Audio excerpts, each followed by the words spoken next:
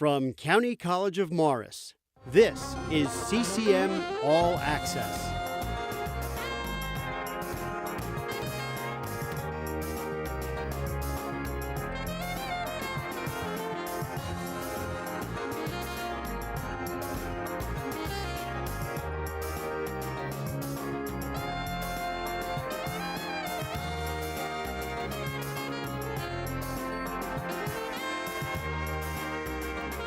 Hello, and welcome to CCM All Access, the program that brings you news and information from the County College of Morris. Students at CCM, members of the community, people doing good things. I'm Brenda Todd. And I'm Daniil Barkov. Joining us today is the counseling team at CCM. Welcome. Thanks for having us. Yes, absolutely. Why don't we start by going around and having each of you introduce yourselves, tell us a little bit about yourselves and maybe how long you've been here at CCM and what brought you here. So my name is Lisa Vellante. I've been here at CCM. It's going to be 6 years in March. I previously worked at Kean University, but came here because it's just a wonderful place to work. And I specialize in career counseling. That's kind of like my specialty. Oh, great. My name is Caitlin Diaz. I've been at the County College of Morris Counseling Office 5 years in January. And I came here also from another higher institution of learning, Union County College, and just really happy to be here. Great. John Ergola. I've been here probably about 7.5 years now. This is my first job out of grad school. I've been teaching in college for about 10 years. I used to work at Monmouth University, and I came here because this was by far the best community college in New Jersey, and I've always wanted to work in a college. My role in the department, I'm the student success specialist, but I also work predominantly with the student athletes. Okay, great. I'm Ariella Panic, and I've been here for about 8 years. Previously, I worked in a behavioral health hospital in which we helped students with a mental illness choose, graduate, and be successful in post-secondary institutions like colleges. And I realized I loved being part of college campuses, so I was really happy to come here. Let's see, I am the coordinator of the counseling office, and I am the mental health specialist, although we all share all the roles and the responsibilities. Okay. Well, maybe you would be the one to answer this question. What are some of the services that you provide just overall? Great. So we provide a lot. We wear many hats. So one of the first things is we do provide short-term personal counseling. So our motto is life affects school, school affects life. And if you were in a breakup, or if class is overwhelming, or whatever it may be, we're here to provide short-term, personal, confidential counseling. If you needed longer term, we can refer you into the community. And then we do academic, educational counseling. So if you need any help, let's say your goal is to get straight A's, we can come up with an educational plan with you, talk about what you need to do to help you get there. We do time management strategies, test-taking strategies, stress anxiety reduction, you name it, we do it to help you succeed here, anything to help you acclimate into the college environment.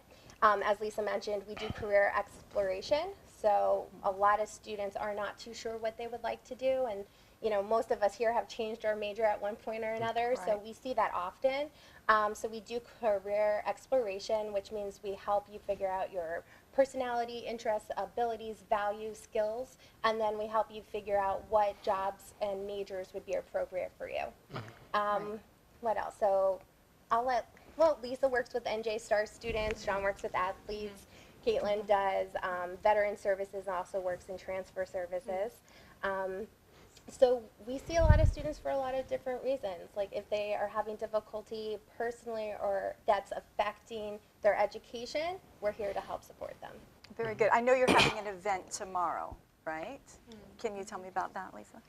So the event that we're having tomorrow is basically how to, survive as a college student, college survival skills. So that includes things like how to deal with anxiety, test anxiety, how to hone in on your study skills so you can study kind of more efficiently. Right. Also test taking, there's a lot of tips that a lot of students are not really sure about. How do I take this test? How do I succeed in my classes, note taking. So this is kind of like a catch-all, how to be a successful student. Sure, sure, absolutely.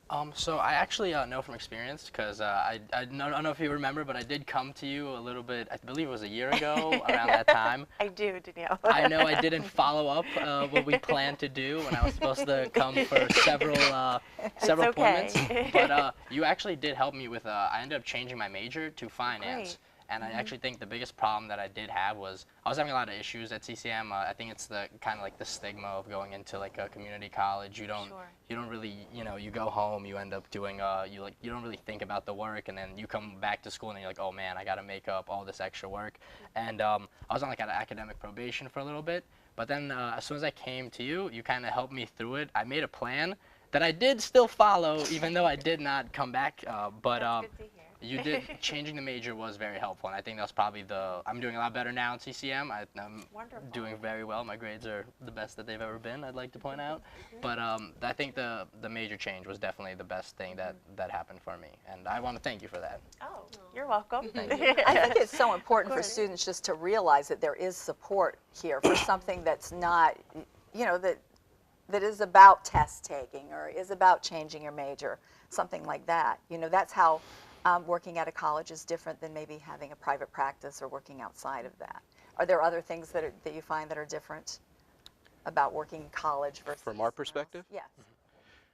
So I would say one of the biggest differences I've noticed is sometimes you'll get a student who is referred to you, and not to say that they're resistant, but it's different when you're dealing with somebody in private practice who typically makes the choice to come out and seek your help. Sure. So that can be challenging sometimes when you have a student who comes in who maybe they feel sort of were forced to go or were referred by a professor or are going in kind of half-heartedly. And one of the challenges is to kind of do what Lisa did for Daniil, show him the money right up front, show him how what he's been doing maybe is causing some of the problems, how you can plan to maybe do something different, career counseling, something like that. But I know you mentioned that you've been doing much better now than you've ever been, and you were talking about the resources that students have. Sure. I don't find that to be much of a coincidence that, you're sitting here, you're doing the show now, you feel more connected and engaged to the college, and engagement, which is one of the things that we can provide, giving students just at least one person they know they can go to for help, correlates very highly to student success. I think a very big issue, at least for students, that I had was I didn't think about coming for help until it was the absolute kind of like at the end of the line. Right. When I was struggling, I was, like I said, on academic probation. It was getting to the point where I was just kind of losing my mind a little bit. But then once I came in, and I think it wasn't even. It was also the fact of talking with somebody and being able to like express everything that you're dealing with, and the help was definitely worth it. And I definitely recommend more students to go see it. But what do you mind telling us some of the challenges that you experience with students, like when they come to you guys? The challenges being that maybe some of them are resistant still, kind of like what John was saying. There is unfortunately a stigma around counseling, and it's even though it's gotten better throughout the years, it still exists. So I think it's that. It's just exactly what you're saying. Like we'll definitely work with students if they come last minute, but we definitely don't want that to be their goal or our goal, and that's why we do a lot of outreach in the beginning of the year.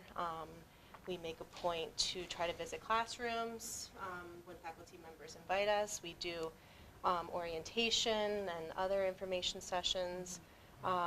So, because we understand a lot of what you expressed is not very uncommon to what a lot of other students go through. So if we can capture them early, the better off they'll be eventually. So maybe that's one of the challenges, is just letting them know it's okay to come to us. Right. Because we want to help them. And I think that's what makes our office unique, is that we meet the student where they're at instead of kind of telling them what to do. We're here to support them where they're at and hopefully get them to where they want to be. Right. Do you find that it's usually the freshmen or the students that are just coming into college that have the most adjustment? I'm also curious about this because I believe it was my sophomore year when I came, or junior year it might have been actually. Yeah, so I believe that was the time. So it took a while for me to actually realize that I actually did need help to come in. That's a good point. Yeah. Yeah. Are students usually desperate when they come to you? Is that? That's a strong word. Yeah. Well, I would say that, you know, from what you said, in other words, I guess what Right. I'm saying is they don't come at the beginning when they're Yeah, I know what Yes. you're guessing that there Yes. could be a I would- problem. They're coming when there is a real problem and someone's, I would say that's one of the challenges Yeah. is for us philosophically to have people move beyond looking at counseling as something to remediate a problem Right. and look at it as from I know Ariel will probably talk about the wellness model that we follow, the 8 dimensions of wellness. The whole perspective of counseling is that it's not about unsicking somebody or making somebody who's sick like feel better. You don't have to doesn't have to be something wrong for you to be able to grow and be well. Exactly. And that's kind of one of the philosophies that we're trying to change. I think the misconception of a counseling office is that there's something wrong with me, I need to be fixed, like John said. But in Right. reality, it could be just you want to learn about yourself, you want to grow, you want to be a better student, you want to be a better person. And we're here to support everyone with that. So we personally believe whether you're going through something or not, there's always an ability to grow and learn about yourself. So counseling is always a valuable resource. So, did any of you seek counseling when you were in school? Wish I did. I wish I had, did. yeah. Yeah. You did. And is that something that made you want to do this, or yeah? That was something Definitely, that it was changed your mind. something that Yeah. kind of, because I learned so much about myself, and I grew Right. so much just as like as an individual. Yes. That I kind of felt like, wow, if everybody had this opportunity, Sure. you know, that I kind of had, it could be so eye-opening for students, for everyone. Right. How often is your office open? Is it open like 8 to 5 daily, or? So we're open 5 days a week, 8 to 4:30 during Okay. the year, and in the summer we close at 4 on, this is a little confusing, Tuesdays, Wednesdays, and Fridays, but throughout the year we're open until 6:30 p.m. on Mondays and Thursdays. Okay. And something to add about our office too, just to talk about the access, is that we are a free service for students. Or students Yes. don't have to, there's no insurance or co-pays to come and see us. They're able to do that just as long as they're a current registered student, or even for returning students, or in some cases alumni, depending on the situation. So that's another thing that we want students to realize, is that not only are we here, but and we can support you, but there's no cost to come see us. Right. How fantastic. And if you don't have insurance or you're unable to find a therapist that you like, we can help refer you, we can help you get the resources that you need. Fantastic. All right. Well, thank you very much. Now we will take a quick break. Stay tuned. We'll be right back. Not all County College of Morris students look like me.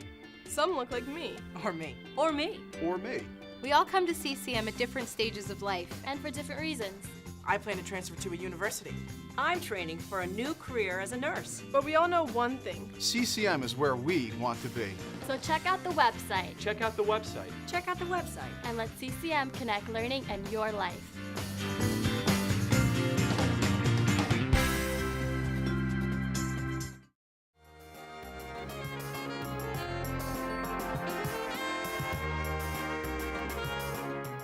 And we're back with the counseling team here at CCM. Now, all of you are licensed therapists, is that right? Yeah. Yes. Yes, great.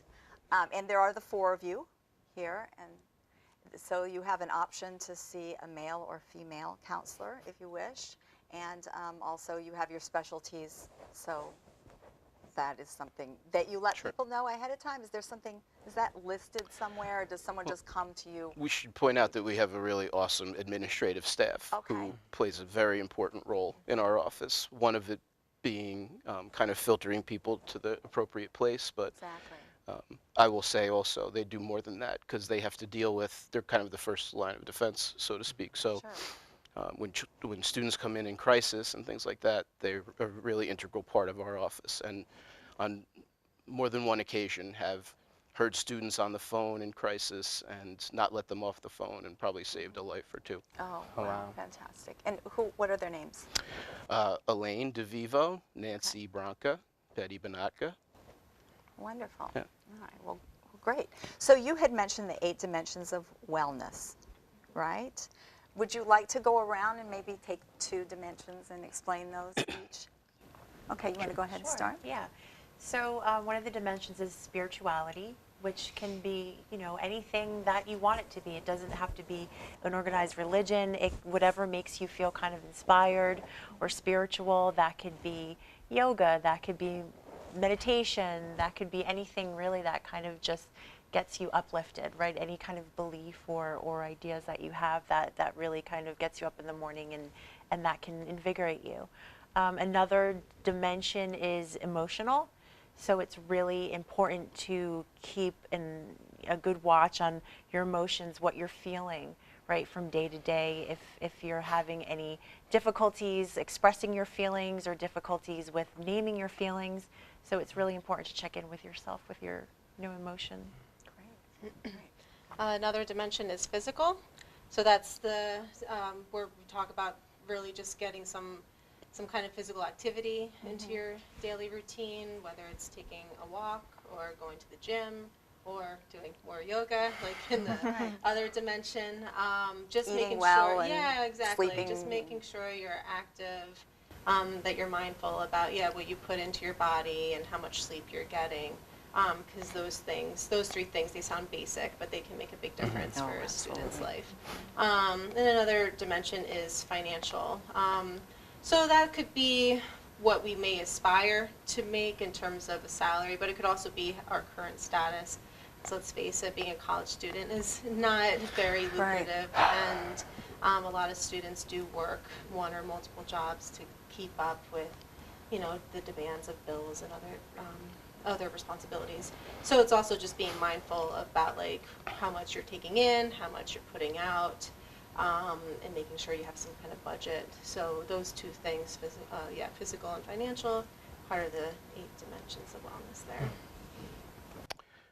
Intellectual wellness, so being in an institution of higher education, obviously intellectual wellness plays a big part in education. I think it also sort of correlates to other areas of wellness too. So, if you're in a job that you don't feel like really intellectually stimulates you, or you're in a major that doesn't really, get you interested or excited, those are the types of things that you might, want to make changes at.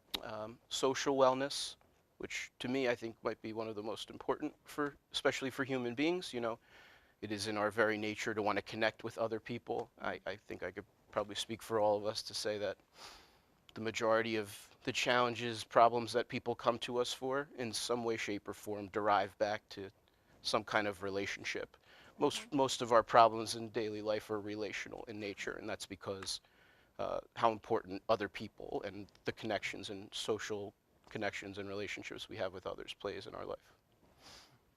And then there's occupational, like you mentioned before, was such an pivotal part of finding what works for you. Yes. I think this is an old statistic, but the average person changes their career 7 times per lifetime. So, and the first thing that we say to each other is, what do you do? So occupational is really important because a lot of times we're at work more than we are at home, so you want to love what you do. And then the last one is environmental wellness. And I don't think we think about this too often, but it's physically where we are and what it looks like. So if you're at home and you're trying to study and you can't find anything because there's clutter, that can create a damper on your environmental wellness. If you are trying to study and your parents are fighting or your child is crying, you're not going to get things done. That's going to create a difficulty in your environmental wellness as well. And it's important to remember that all of these 8 dimensions are evidence-based, which means it's scientifically proven that if you're not reaching wellness within each one, you're not reaching your full potential of wellness in general. So there's a lot of research indicating that the 8 dimensions is really important for all of us. And you offer counseling and student success addressing all of these 8 issues. So you will talk to someone about their financial Now, behavior. pointing out these while you went over them, I actually noticed a lot was specifically after when I had my issues, the first steps that I did take was, I believe, organizing everything, and I think that was honestly the most important thing that I did that started me on the correct path. You mean organizing everything organizing physically when she talked about environmental? That as well, but also creating a structure, you know, in life. Right. Before it used to be, I think a lot of college students, like specifically in the age that we live in, there's a lot of just instant gratification all the time, and I've really started to realize that I need to make a plan, I need to set things up, and specifically the most important one for me, I believe, was mental and financial. Because I sat down one day and I just broke down all the finances within a year of what I spend based on like by weeks, and I think I broke it down to that I waste around like $5,000 on stupid expenses, and then I realized that okay, I can stop doing this and I might end a bad habit. Then that's another. Then it shows. Then that's like a mental strength as well, that I can overcome this one challenge, and then it kind of gets stronger and stronger. And I mean, I believe that honestly, if I didn't go to the counseling, and at least for that portion that I did, I don't know if I would even be doing this show at this moment. So it was very helpful. Well, I think it's really about giving people tools, right? They come to you and they're confused, and you break it down and you say, well, what of these 8 things is amiss in your life? What is not working, right? And then from there, you have tools that you can build on. And I believe a lot of them are very interlinked together. Yeah. So once you fix one, Right. So you pick up momentum. Yeah. You feel like you're making progress at something. That's exactly what happened. You want to buy into it more. Absolutely, absolutely. Do you also, by any chance, I was wondering, do you find older students coming to you often, or is it mostly college-age students coming? We have non-traditional age students as well. It's a mix. Okay. Everyone can use support. Yes, absolutely. And sometimes maybe the older ones are familiar enough or comfortable enough with it. You know, it is, like you said, it's such a stigma, and you're not only a counseling center, but you're a student success center, right? Sure. So people coming to you should know that, right? It's a good, interesting point that you pointed out there, because I think we end up helping a lot of people with personal counseling things because they came to our office for academic help. Right. And that sort of Well, manifests into something else. Yeah. And I think that's one of the values of doing all of those different things in our office, is we end up catching a lot of people that otherwise maybe the stigma of it or the unwillingness to go and talk about something personal Sure. and actually seek that out kind of inhibits them from coming. But it's easier to come and talk about something you're struggling in a class, and then you get in the room and things start to unfold from there. Now you have 10 steps to student success. Is that correct? Yeah, there's probably more than 10, but we just Right. put together a You've little broken it down to 10 because short that's list. manageable, maybe. Right? Right? We found to be the most, I guess 10 tips we found to be most successful Sure, for sure. the average college student. Well, can you through- tell us a little bit about those? through our research. Do you want to start, Lisa? So one of the most, I think, important ones is communication. To communicate, communicate, communicate. And that could mean communicate with your professors, communicate with your loved ones, communicate with your friends. A lot of times when we're feeling hard emotions or we're going through some difficult times, we kind of isolate and keep it in.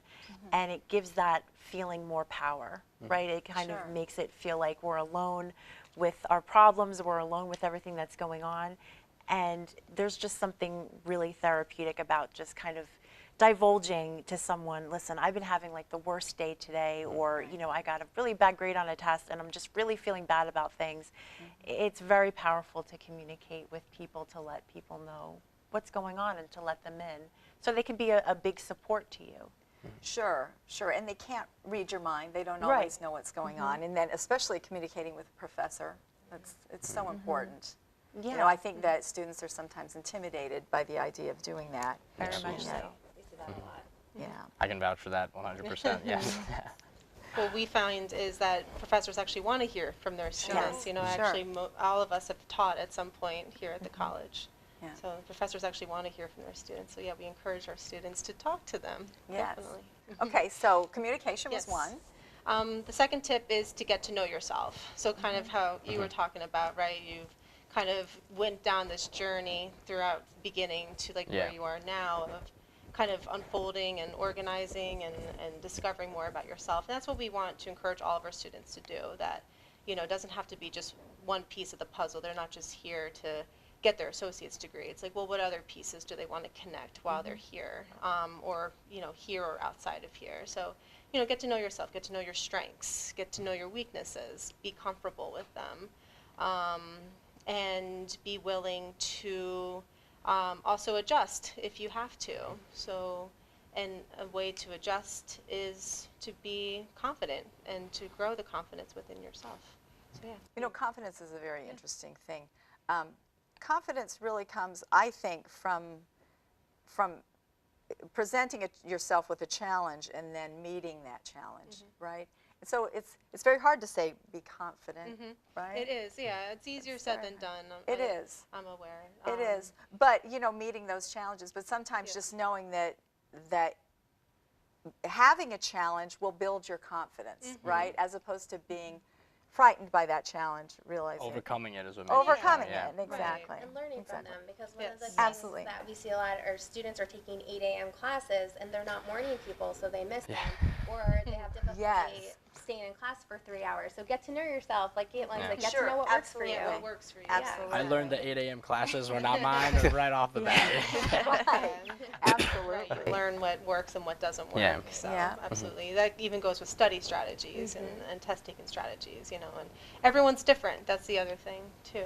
And it's hard to compare yourself to your next-door neighbor, right, because she might be doing something that works for her but doesn't work for me. So Exactly. And also just knowing that it's okay to fail, right? I think that we're kind of, society's kind of getting their heads around that now, because I know the generation that I grew up in, failing was not an option, really. It was an I told you so, or you shouldn't try it if you don't think you're going to succeed, right? And now the wonderful thing is that we're realizing, okay, how do you really learn? It's by failing. It's okay to fail. And that's what I try to really let my students know, that you learn the best lessons from failure. Yeah. It's awful, but you learn them. Sometimes it doesn't. Sometimes it's awful, but it's uncomfortable. Yeah, it's uncomfortable. That's I think what it a is. lot of kids my age they don't realize that once you fail, that just means you have to start again and just basically go out and fail another time and succeed from that. But a lot of students, it kind of disheartens you when you fail one time and then they don't want to pursue that same thing. I know I used to do that. Exactly, but you're not born knowing how to do anything, right? So, okay, so we had two. Yes. Interesting segue, because that's actually what I was about to say, which is you need to make plans, but you should also plan to fail. You talked about having tools and things like that, and those are very helpful. We can have tools for an education plans, and planning is always good. It's always good to use the information available to you to try to put yourself in the best position to be successful. But life is chaotic, and invariably you are going to fail at something. Which kind of segues into my other two, which that's really what it's all about right there, right? Like you can read a book on how to do something, and it's great when it ends up, coming to fruition. But what makes you as an adult, as a functional, successful person, is how do you respond when things do not go correctly? And unfortunately, our impulse very often is to kind of do exactly what you guys were talking about, which is, feel ashamed, feel embarrassed, and we don't like to feel things like that. You might want to call it anxiety, whatever it might be, but any kind of unpleasant, aversive feeling, we want it to go away. And, the problem with anxiety, or really any kind of unpleasant feeling, is we try to push it away, or we try to fight it off, or we try to run away from it. And it's kind of counterintuitive, but that's the opposite of what we should do. So I was talking the other day when we were planning this out. If anybody watches The Walking Dead here. Okay. I've not seen the newest season though, okay. so. No spoilers, don't worry. But you kind of have to respond to unpleasant feelings like anxiety and things like that the way you need to relate to zombies, basically. Yeah. If you think about zombies, you're walking by one and you get alarmed and you try to panic and start running away. What happens? A herd of them chase after you, right? So you try to stop thinking something, like, don't think about a dog, Brenda. What are you thinking about? A dog. Right. That's how your brain works, right? It doesn't understand don't. It understands the image. So just like a zombie, you try to run away from a zombie, they're going to chase you down. That's what anxiety's like. Same thing. What happens when you're walking by that one zombie and you panic and you need to attack it and you go nuts and you start beating it with the bat or whatever? 50 more of them maul you, right? Right. You try to fight off anxiety. You try to make yourself stop thinking something. It intensifies the thought. This is something that has been replicated experimentally over and over again. That the act of trying to fight off a thought or an unpleasant feeling only works to exacerbate it. So basically, if you do watch the show, you see as the characters progressed over the years, how do they deal with zombies now? Like they go out, they need to go somewhere, they need to get to something. They're It's not like second nature to them. They just they walk around them if they have to. They don't respond with panic or anxiety. Their behavior is it's values directed. And that is ultimately what we have to do when we make plans. Plans don't work.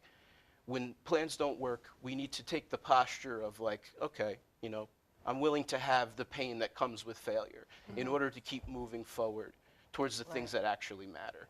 You talked about communicating with professors, right? And being willing to talk to them. You don't need to feel comfortable. This is kind of what you were saying, Brenda. And that's, I think, something of falsehood that we learned somewhere along the way. That's the beauty of being human. You can feel panicked and sick to your stomach at the idea of talking to your professor, but you can make a choice to do it anyway. And that's the beauty of doing stuff. We get comfortable. That's how we get comfortable, by doing things. And unfortunately, what happens a lot of times is that people start taking drugs or drinking when they start having feelings that are new to them. And then they've never really dealt with them because you keep covering them up with those, and then you have... Now you got two problems. And now you've got two problems. Exactly. You say feel comfortable feeling uncomfortable. Right. And the interesting thing is that I was actually just telling my kids, I said, it's funny, I thought when I was your age that I'd get to be my age and I would not have to learn anything anymore. I'd know it all and I'd be comfortable and everything would be great. But I think I'm figuring out that life is a long journey that you never, ever, ever get to the end of until you're at the end, right? So, yeah. All right, well, thank you very much. Can you one more time just explain to us where students can go to find counseling, where you guys are located? Yeah, so we're located in the Student Center, the Student Community Center, room 118. We're on the bottom of the floor. Yeah, the bottom of the building. And we also have walk-in hours, which is first come, first serve. We do recommend, though, if you know you want to meet with a counselor, make an appointment so you can get as much time as you need. Well, unfortunately, we only got to 5 of them, but the students can head to the Student Community Center to find out the other 5, correct? Absolutely. I'd like to thank everybody here for coming. It has been another edition of CCM All Access. Thank you for tuning in. We will see you next week.